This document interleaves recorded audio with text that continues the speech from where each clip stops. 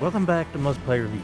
Elden Ring Nightreign is finally here, and this game is going to take a lot of digging into before I can give it a final review. So, here are some first impressions and some quick tips because the game is a bit complicated.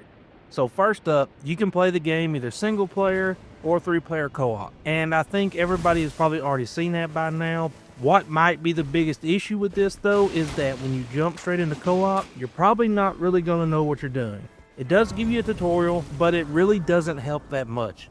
One of the things I would recommend is run a few single player games first. Learn the layout of the world, how the map system works, and what the icons are on the map. One of the best strategies that I've found so far is to find all the churches on the map. That way you can upgrade your flask because you are going to need those healing items.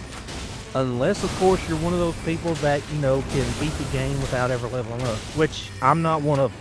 Honestly, they just make you feel like you should never pick up a controller to begin with. It's kind of crazy what they can do. After you run a few single player missions, one of the things that you really want to check out is the Relics. These work in a very similar way that Blood Gems did in Bloodborne, except they don't apply to your weapons, they apply to your character. And as you get further into the game, they get more perks and they become even better. These are going to take a long time for you to get, and finding the right ones that really fit your playstyle is going to be even harder, which I think is another big takeaway from the game too. And it's why you should start the game in single player. Try to find out which one of the characters fits your playstyle the best. Each one is different. They each have different stats, such as HP, FP, and stamina. So far, my favorite is the archer. You really don't do that much damage, but the support that you get from constant fire and the ease of being able to res somebody from a distance is a big bonus when you're playing 3-player. Here's probably the best tip I can give you too. Just like with Elden Ring, make sure that when you buy it, you buy the PS4 version. That way you get access to both versions of the game. The reason why is that once again, the PS5 version runs like crap. The PS4 version is the only way that you're going to get 60 frames a second on console because the performance is terrible. And it's something From Software really needs to get off their asses and fix. It is pathetic that after all these years, they can still not nail down their performance of their games. I love their games, but this stuff is starting to become a major problem. And it's not the only one. Latency in online play has always been hit or miss with their games. And it's the same way with this one. It's just luck of the draw.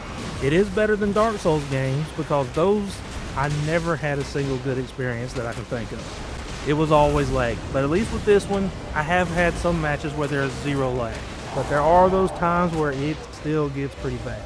Another thing that really annoys me is that once again, they have put chromatic aberration in the game. Developers really need to stop doing this. It looks awful. It ruins the picture quality and has zero benefit to anything. Like I said, I enjoy the game, but these are problems that From Software, at this point in time, with the way their games have been selling, they should be able to fix these.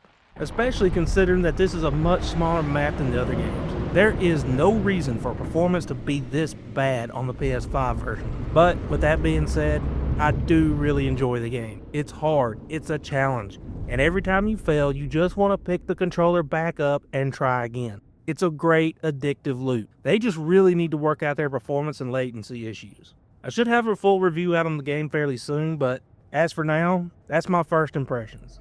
Thanks for watching, and I will talk to y'all later. Oh, and go ahead and hit that subscribe button if you want to.